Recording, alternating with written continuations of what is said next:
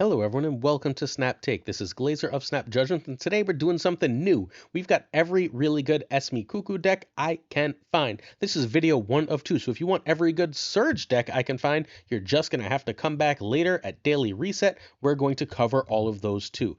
Esme Cuckoo is a 3/4 Series 5, will be 6,000 tokens. On reveal, copy a card from your deck to your hand, set its cost to 3 and its power to 4.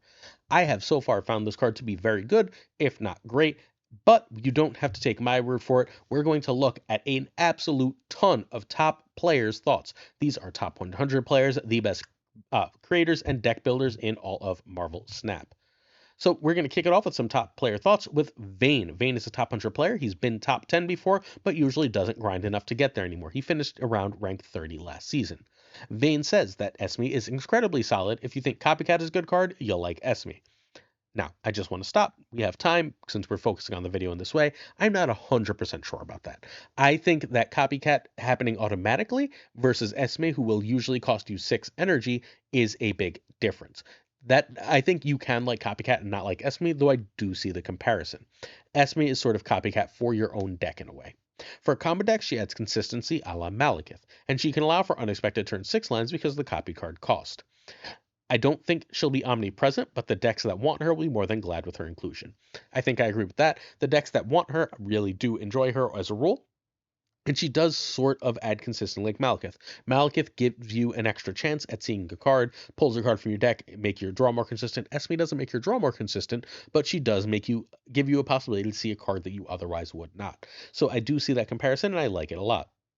Burrs, welcome back to Burrs, a multiple time top 10 player who took last season off because he had testing and so on to go for. That apparently went very well. Congrats to Burrs, and is now back playing and rocking with it. Anti-Venom with a little bit less potential because of the difficulty of making an appropriate deck. Agreed there. Anti-Venom has been an S tier card in Marvel Snap though, so that's not a poor comparison. I think Esme is sort of worse Anti-Venom a lot of the time. If you're playing with a big thing, you would draw that big thing and it would cost 0. Esme gives you a 3/4 version of that big thing. 0, even with 0 power, tends to be better than 3/4, almost always. However, that 3/4 is a nice extra way to do that. Most interesting card of the month, and I think that's also fairly likely true, she does something that does not exist otherwise in Snap. Sizer, the number 1 player in January, February, and March, and then the number 2 player in April, says, currently trying it as a backup way to get Luke Cage into my hand for my Affliction deck. Which is the first deck we're going to look at today. We're going to cover decks and decks and decks. I think we have like 8 decks we're going to talk about, so we're not going to do turn by turn, but we are going to do replacements. This is what Sizer's Toxic list looks like. You can find Sizer at twitch.tv/Sizer2654. He went 29-8 with this on his way to Infinite at 78% win rate. This deck needs Surge, Malekith, and Anti-Venom. If you don't have Sam, you can run Lizard. Esme can beat Diamondback. I do think you're going to lose a lot there, and you're going to want to run a different deck. Man-Thing or Laufey can be Ajax. Yes, that's right. This is an Affliction list that just straight up ignores Ajax. So let's talk about what the cards do and what your turn order wants to look like. Turn 1, you want Zabu more than basically anything. Zabu is incredibly important. You have 4/4 drops. Dropping a 4 on 3 is insanely powerful. You will happily drop Malekith or Anti-Venom on 3. You will occasionally wait for Man-Thing or Laufey, but you want to at least consider it. Your turn 2 is usually Sam Wilson or Surge. If you've got all your 4s in deck, once more, Surge is better. Sam is fairly important to get out on turn 2 or 3 because that's how he gets to his full 7 power, counting the shield as 1 being 7 power. That ends up being really worth it. The shield is also really, really good in this list at protecting cards like Surge and Luke Cage from getting hit with Red Guardian, which is a really important synergy that it has. Outside of that, it's just a general good card. We'll come back to Hazmat later. Surge is basically backup Zabu here. You can, in this list, do a better job at actually chaining Surges than you can in most lists because everything is around the same cost. The only card you really, really want to make sure you're playing at the end is Juggernaut. Outside of that, you can sort of drop things as you get them with Surge, which is a very powerful place for this card to live. Lizard is a 2/6. 2/6 is a lot of stats. Luke Cage keeps the 6 stats, even if the opponent fills the location, so you just run the 2/6 that stays a 2/6. It's 2 good stats to lose. That is the same stats as Malekith for half the cost, and thus it is a very powerful card. Now, back to Hazmat. Hazmat is here just as a wide power card. It doesn't have Ajax. It doesn't have Diamondback. I was shocked when I didn't see Diamondback in this list, and then I realized it's Sizer, so of course it runs Juggernaut instead of Diamondback. You can run Diamondback in that spot if you prefer. But Hazmat is fundamentally just saying, My opponent is going to lose 4 to 8 power, sometimes more than that. Your opponent loses 4 to 8 power, you're playing a 2/10, right? You're playing a 2/6 to a 2/10. You're very, very happy with that. Obviously, you need to have Luke Cage for this to really be at its best. Juggernaut is a late game lane winner. It's not great against Thanos, but it sort of rocks everything else. If the opponent's not going to fill the board, Juggernaut can win the game for you. It's incredibly powerful and disruptive at the end of the game. Esme Cuckoo is meant to ideally give you one of your 4s for 3, but the actual reason it's in the deck, according to Sizer, is Luke Cage is so important for this deck that you want to, because you're running a bunch of cheap stuff and Man-Thing, you're running Lofty, you're running Hazmat without anything else, that Esme Cuckoo to give you an extra shot at Luke Cage alone is enough for the list, so you have a really, really great chance of drawing Luke Cage between Esme Cuckoo and Malekith. All right, Luffy is just a 4/5 that ends up playing for like a 4/13. Same thing for Man-Thing. They're both very big and should be played when you know they're going to be played for max points. Anti-Venom gives you a free card. Free cards are good. They keep their power with Luke Cage. Similar with Esme, by the way. If Esme hits a 3/4 Man-Thing and you play Luke, its power will pop back up, which is really, really nice. That is very helpful for a lot of the cards in this deck. And then Malekith operates as extra draw. A general idealized turn pattern would be Zabu on 1, Sam or Surge on 2, depending on what's in your deck. You're happy to play Lizard, don't play Hazmat. Turn 3, you would like to play Esme, generally speaking. You can play Luke if it's safe, but you can also save Luke for later. Ideally, you've got a 4 that costs 3 to play with Juggernaut at the end of the game, but so you're going to need to play Luke early sometimes. Turn 3, so Esme, sometimes Luke. Turn 4, you would generally like to play Anti-Venom. Malekith is again fine, but you're trying to get Anti-Venom out. Turn 5, you are fairly often going to go with like a Luke Cage and a Hazmat type play, if you can get there, or the Esme card and Luke Hazmat is fine. Then you're going Esme card and Juggernaut on the last turn, or a 4 for 3 Lofty / Man-Thing at the end of the game. And that's how you play this list. It is very, very powerful. Is it as good as the Ajax list? It is different, but if the Ajax list is all over the place, this one does a really, really solid job into those mirrors. Before we get to our next little bit, please hit that sub, like, and comment as we bring you more Marvel Snap content than anyone. We're going to cover like 7 or 8 decks in today's video. We give you more new and original decks from the best players in Marvel Snap than anyone exclusively here. Please hit that sub, like, and comment as we try to hit 25,000 subs in the year 2025. In addition, we're giving away an Esme Cuckoo. We're actually giving away like 5 Esme Cuckoos this week. All you have to do is sub, like, and then leave a comment. The comment specifically to leave will be later this video. If you'd like a free Esme, make sure you do so. All right, our next top player thoughts from Esme are from Lambie, the great Lambie series, who was at a time the greatest Marvel Snap player in the game. He was number 1 on the Infinite Leaderboard. He won multiple tournaments, and then he moved on to Parallel. He says he's come back to Marvel Snap this month for competitive play, and he says Esme can fit into so many decks, just needs half the deck to be 4 or higher, i.e. the previous deck. Bad in Thanos, but Iron Man and other 6s love her. Really good points from Lambie here. What I think is interesting, this is a point actually raised by Den on the podcast that'll release tomorrow, Den being the head writer of Marvel Snap Zone, is that Esme is not just powerful, right? It's not just that she's good, it's that she in tournaments, she in Conquest, she, if money is on the line, creates snap conditions. She gives you the ability to snap in the game. When she creates a card, your opponent doesn't know what it is. That can be Iron Man, that can be whatever insanely powerful thing. If you snap her, that creating snap condition does make her better. Blue Tears, the winner of the last Snap Judgments League, another top 100 player, says very good card in Victoria hand decks, and she's solid in negative, where she has some crazy hits and maybe some Surfer lists. Safety Blade, however, says bait, but still has her in the list we're going to look at. And Smiles, Safety Blade being a Marvel Snap Zone writer, another top player, created many of the top decks, including, if you remember, last summer, we had a Professor X Cannonball deck that was everywhere. That was Safety Blade. That was called Slayer Blade. And then Smiles, another top 10 player on the Infinite Leaderboard most seasons, a relatively newer player, says pretty mid, tried her in my Infinite deck and it worked, but she was def the 12th card. So let's look at Safety and Smiles lists because they shared them with us. First, we have Smiles Esme deck. This one is really cool. This is sort of a take on Roram's All the Cards list. And Esme is definitely a solid add to it because, well, let's look at the synergies, right? The card we generate with Esme can cost 1 or 2. Quinjet makes it 2. If we get Moonstone on Quinjet, which is very important in this list, it will cost 1. That's incredibly powerful. If we get a 3, that 3 will work with Surfer. If we get another cost card, it will not work with Surfer, which is worth knowing.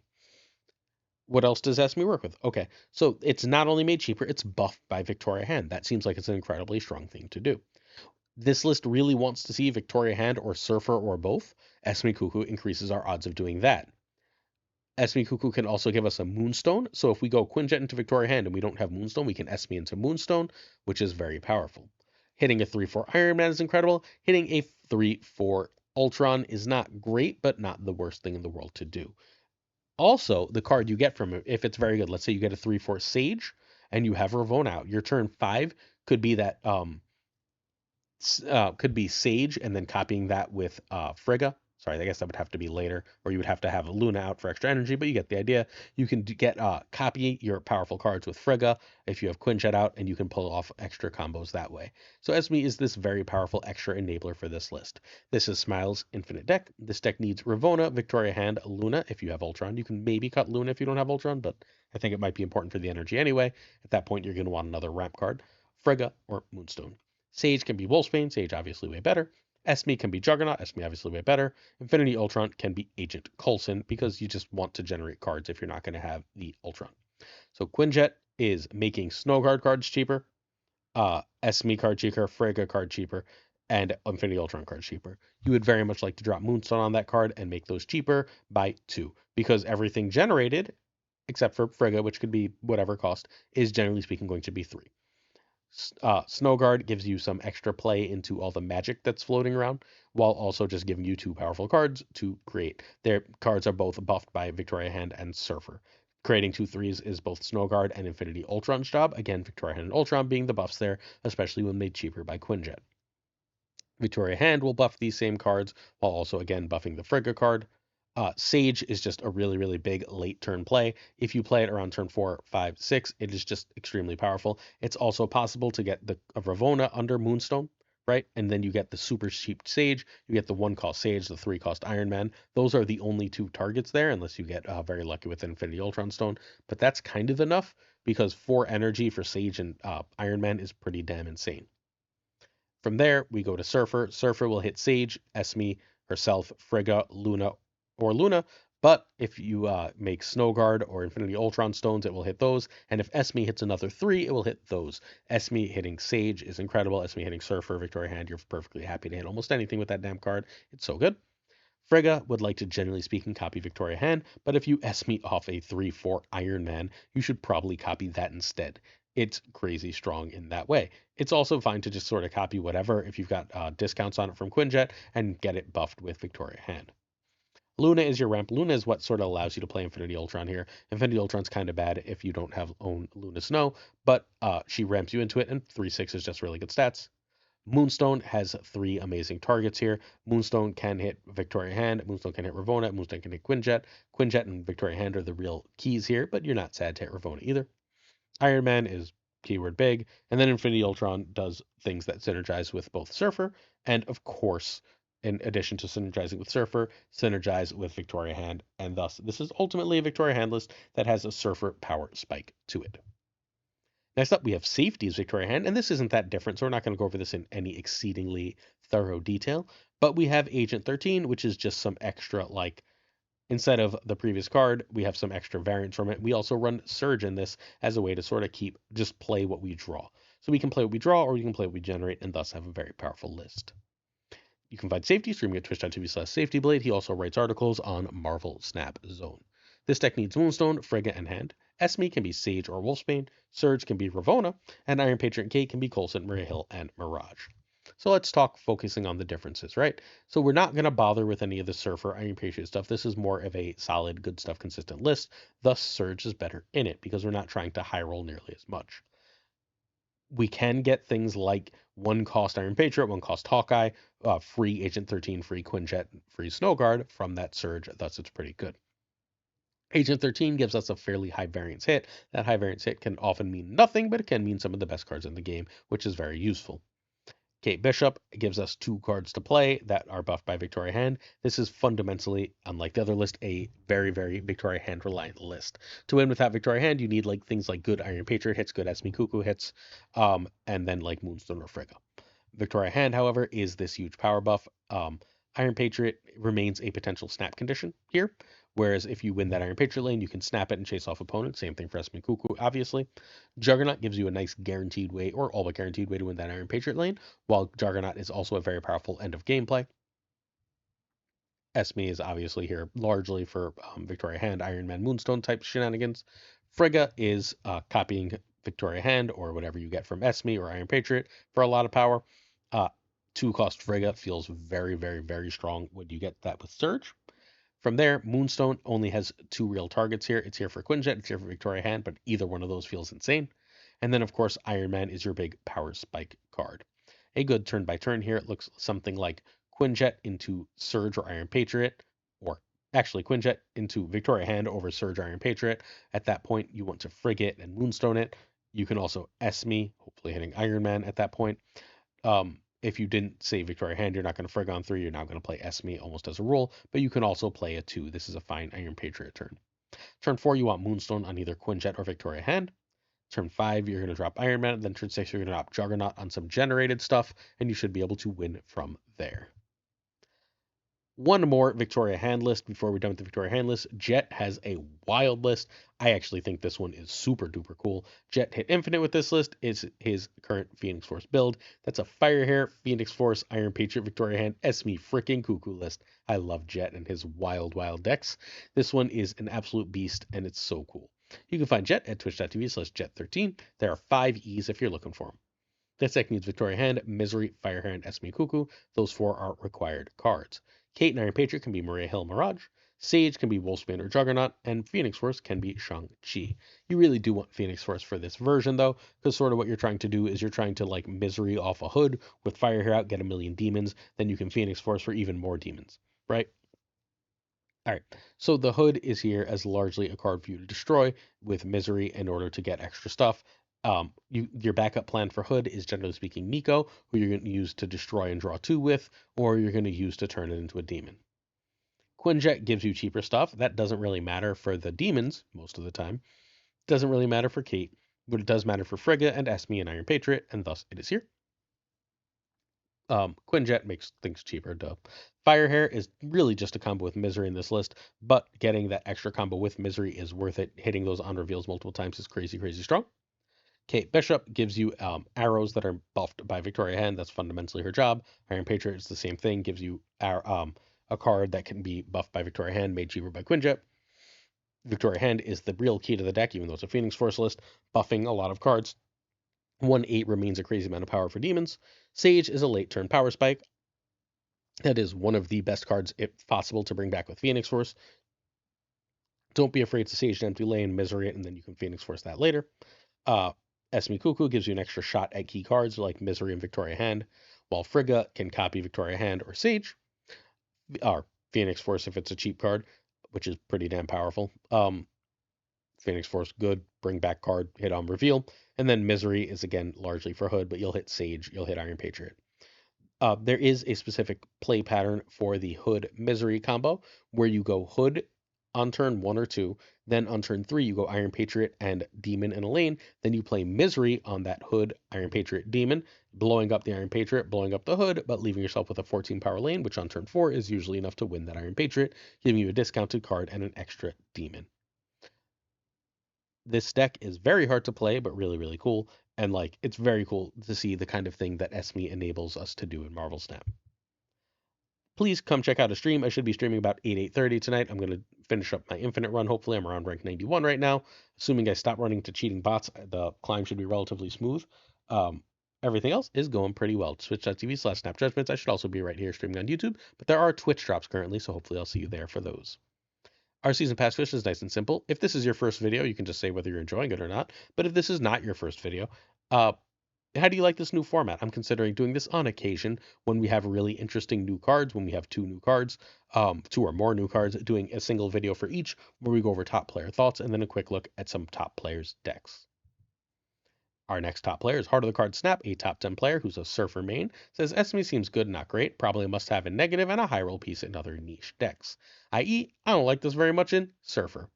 Honifer says this seems like a genuine upgrade to negative. That deck is kind of scary now. Not sure what else it could be good in, but I think that but I think it will find at least one more deck. Honifer is another top 10 player, another genuinely brilliant deck builder and player. If you remember a Victoria Hand clog list, that was Honifer's. Merritt, who finished in the top 10 last season with Silver Surfer, says, I think Esme elevates one of my favorite archetypes, negative. This guy baited me into staying by Jane fostering to my Cosmo yesterday, and I lost 4 cubes after because of an Esme played earlier. But says a bit awkward but good in Pixie and Mr. Negative. We're not going to break this one down at all. Parrot's Pixie deck is right here. We covered this one in great detail in yesterday's video. We did a full deck guide for this. It was our main deck in yesterday's video, or one of the main decks in yesterday's video. Esme Cuckoo is amazing here. What I would like to shout out is the synergy that Esme has with Luke Cage, where Esme with Luke Cage will keep that card's base power. So if you play Luke Cage and Esme with Eliath, for example, it will be a 3/9, a 3/4 for Claw is still really, really nice. And we have Anti-Venom, which we're sort of mixing up. And then Pixie, of course, to really, really mess with things. Surge did not feel remotely special in this list, but Esme felt great when I played it. You can find Unfit Parrot at youtube.com/unfitparrot. You need Pixie, Gore, Anti-Venom, and Esme for this. Eliath can be Iron Man, Surge, and Nico can be Kate, Mirage, and so on. That's it. We're not going to go into any great further detail here. Again, if you want the turn-by-turn and the giant breakdown, check yesterday's video. But in addition to Pixie, we also have Negative, which we covered before day 1. This is about the highest win rate Negative has had in quite a long time. Its cube rate remains through the roof because it's negative, but Esme adds us an extra consistency piece. On turn 3, if you haven't seen Negative, you play Esme, and sometimes you get a 3/4 negative. I did that yesterday. 3/4 negative feels utterly insane, and then you usually win the game. This is, again, a very, very good negative list, probably the best right now. Check Tuesday's video if you're interested in it, the one that has like the day 1 Esme decks in it. This was basically what I thought would be the best, and it has proven to be the most consistent home for Esme. You can find this video and me at youtube.com/pod. You're there now. Hit that sub button. This deck needs Ravonna Gore, Sage, Cassandra, and Ironheart are Esme replacements. Once more, we're not going to break this list down. This one is fully described in Tuesday's video if you're interested to check that out. Roram, another top 100 player, one of the most important and fun deck builders in Marvel Snap, says Esme is going to need some more testing, but I have a deck I like her in now. We're going to look at that deck. Jimmy Dickens, another top player who writes for Snap Fan, says Esme is a little tougher to crack for most, I think, but I like her a lot. I think people are wanting her to get big value with hitting 5/6 cost cards, when really she can juice some lower cost cards just fine. That and the fact that she works with Pixie and Mobius, I think she'll be a sleeper hit. Everything he said, I'm on board with. Fudge said, cracked, that card is the truth. I know it's day 1, but that card is still great. DLC Crystal. Basically like a one-sided crystal is fundamentally what we're arguing here. Fudge loves it. And then Toxic, who finished in the top of the Infinite Leaderboard last season, says, I tried her in negative and she felt okay. I want to try a bullseye. Daken discard deck with her, but overall she doesn't seem meta defining. So we have a lot of comments that where she's really good, but not necessarily amazing. So let's stick out with Roram's Khonshu first. This is an incredible, incredible list. I cannot play this, but it is very powerful. It's almost like a Hellaless that requires you to play well, but Roram had Infinite with it in day 1. You can find Roram streaming at twitch.tv/RoramPlays, playing all sorts of super cool lists. This deck needs Esme, Gore, Corvus, and Luna. The first Ghost Rider can be Silver Samurai, Infinity Ultron can be Legion, and Khonshu can just be Hela. All right, so the Quinjet is here largely for the Infinity Ultron cards. You're happy to hit the Esme card too, but it's here largely for the Infinity Ultron to not be a burden. Blade is supposed to hit Khonshu late. You will be very, very careful with Blade early. You want to do your very best to play no cards until turn 3, lest it be Quinjet, because Quinjet's important. First Ghost Rider is a 2/6. Its goal is to hit Gore or Iron Man. There's nothing else in your deck it should hit instead of those, so that's pretty damn good. Esme would like to hit Gore or Iron Man, though you can do worse than a 3/4 Khonshu as well, that you could further discard for some shenanigans. Very powerful card. You also often need Ghost Rider, and it gives you a shot at those. Corvus is supposed to be the first card to play here. Corvus giving you the ability to go things like Iron Man or Infinity Ultron or Iron Man into Gore, into Khonshu is a very, very powerful play pattern. Having just the energy at the end of the game to go like Lady Sif into Ghost Rider is really cool too. Corvus is the most important card. Lady Sif operates as our backup Corvus. If we need to, we can always discard Gore and Ghost Rider back. We can do Khonshu.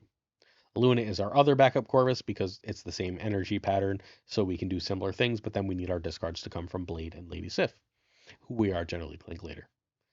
Ghost Rider can whiff, but we are trying to hit one of the end game cards, specifically Iron Man, Gore, and Khonshu. We'll hit Infinity Ultron, but it's not the goal. Iron Man is our power spike lane. If we can get that in the lane that even just has Ghost Rider and Corvus Glaive, we've got a threat to win. Infinity Ultron's good stats and gives us some nice generated cards. Some of those generated cards are very useful, like the one that pulls a card from hand into play, and just making an extra 8 power Infinity Ultron bot or buffing, doubling him are all powerful things to do. Gore is huge. Everything here more or less isn't on reveal. I think everything except Iron Man and Quinjet and opponents are playing a ton of Thanos, so Gore is huge. And then Khonshu is how you can afford to discard and then get back a really big card and win some games. Oh, snap. Then we're going to talk about Zilk's disco update. I'm not sure if this is better than the one version we covered on Sunday, but this version puts up stupid points. If you watch Marvel Snap Daily Dose, you can watch me putting up like 270 points in multiple lanes with this. I tried to play this on ladder, and Daken was at the bottom every freaking game. It was obnoxious, but Esme is one of your answers for that. Esme Cuckoo gives you a Daken gone answer, while Surge gives you a nice little buff. Esme can lead to hand size issues, but you just don't play her if you don't have Daken, and if you don't have Daken, you don't care about hand size. You need to get that damn card. Creator of this list is Zilk, a Portuguese player. This deck needs Bullseye, Frigga, Grandmaster, Nico, and Daken. Esme, Agony, and Surge can be Hulkbuster and Hope. That's what Esme and Surge were before. All right, our goal here is fundamentally one of two things: Daken, Frigga, Daken left, Frigga wherever, right? Not left. Grandmaster the Daken, play the second Daken, play Bullseye, discard all the things, or play all the shards and blow them up with Killmonger. That usually wins. It's a ton of power.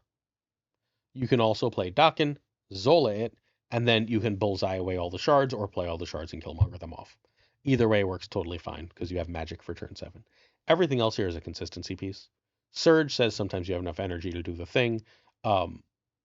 Nico gives you blow up, draw 2, which is really, really nice. Agony gives you a little bigger Daken, so if you miss a shard, it doesn't matter as much. Nico can also do that with a +2 as necessary. Killmonger both clears out space and gets rid of shards, while Bullseye is also getting rid of shards. Crystal is an extra draw, and if you hit your combo, it doesn't matter what your opponents have. Esme is an extra shot at Daken, although also an extra shot at Zola. If you're missing a key piece, Esme is very powerful, and you have the extra turn for magic to play her. And then, of course, Zola and Frigga are your ways to get Daken copies. This is an all-in on Daken list, but it is incredibly, incredibly strong. Our last chunk, and we got one more deck. Good, I was making sure I put in the last deck. Is from Skosko. Awkward, hard to get a consistent value. Some high rolls, but a lot of useless hits. Doesn't upgrade Wiccan decks, doesn't upgrade Surfer decks, doesn't upgrade negative. So Skosko is not in on this card. He thinks it's worse in basically everything. Skosko is the head writer at snap.fan. Toxic Soul King, our wonderful friend, says a top 100 player and just incredible person, says not as versatile as Surge, but helps when looking for your combo pieces like Wiccan. Ika, another brilliant deck builder, says very limited, but not just powerful enough to justify in a few specific decks. And Scada says I rarely see it. Seems like no one has found the perfect home for her yet. I'm curious how close our friend Tucker came to finding the perfect home for her. This deck is really, really good into the meta because Thanos is everywhere, and Cassandra Nova and Darkhawk are amazing into Thanos. You have these 2 extra Thanos hits, and then of course you have Esme Cuckoo, who adds a lot of power.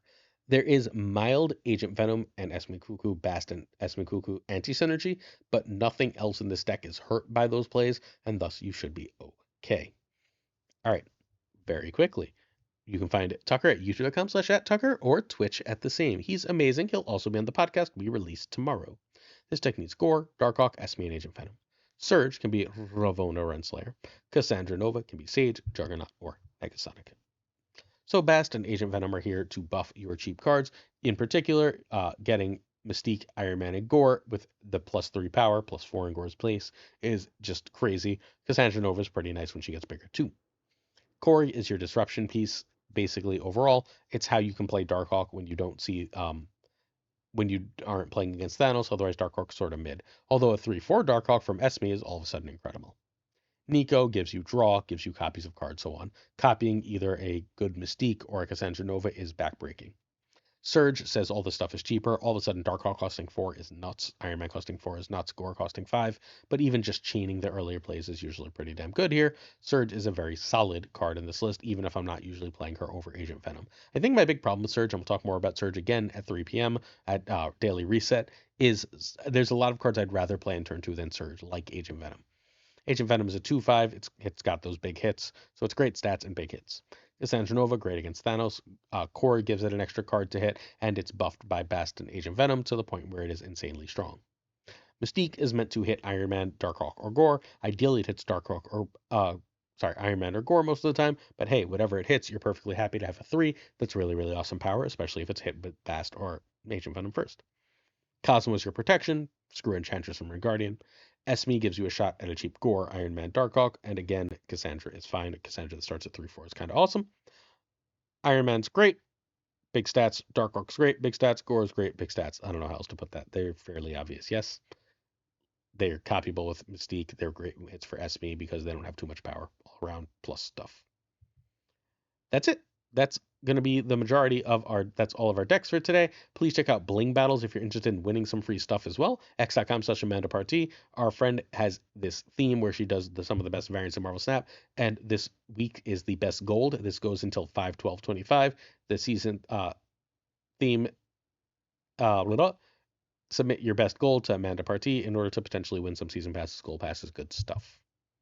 In addition, tonight is a stream team day. If you'd like to see these decks get played, it is Thursday, so the King of Canada will be streaming at 12 p.m. Eastern. Make sure you check that out. And finally, we have a Patreon. Our patreon.com/snapjudgments has a $10 tier, which gets thanks every video and a weekly exclusive video if you're interested.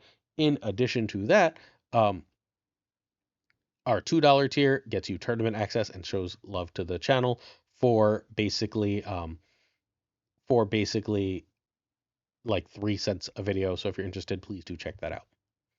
Thank you to Bricks to Click, Abigail Heeson, Manager Burnout, Irregardless, LAB, Inc., I'm Frostman, Hota Navarrete, Thinking Poker, Prime Ryan, Ryan Burke, and Ryan Wood, Renwrench, Kirtixley, Koirei, Kazushi, Archangel 3K, Black Dahlia, Pyrofroze, The Goat Seeker, Code, Hollowed, Only Fox, Synth, Vatnerk, Absolute Shannon, Nightmare, Dirty Casual, Mr. Kerfuffle, Cables, Ginger Prime, Philip Ratkovich, Haplo, Kenny Loggins of the Danger Zone, The Bizza, Black Phoebus 23, Extras V and Skippy G, Jessica Gamble, Slush Death, The King of Bros, The Great Kazoo, Werewolf, Kefsi Hoda, Lunar Chris, Clam, Colonel Forbin, Rob Zivman, M. Holland, David G. Wingfield, Steven, Brian Kaufman, Tristan H. Martin, Jason B., Mr. Craig Sterry, Matt V., Corey, Corwin, John Q., Jimmy McHugh, Yistout, ACH, One Big Man, Milkman for Reals, Cactus Jack, Reapter, BG, Quid Pro Joe, Step Decision Show, D. Carlo, Models Not Supreme, Bickety Boom Bot, Green Goblin, Unit Unibot, Flan 56, The Fuzzy Dump, Spectrumix, Hoot, Acu, Ocularis, Matt H,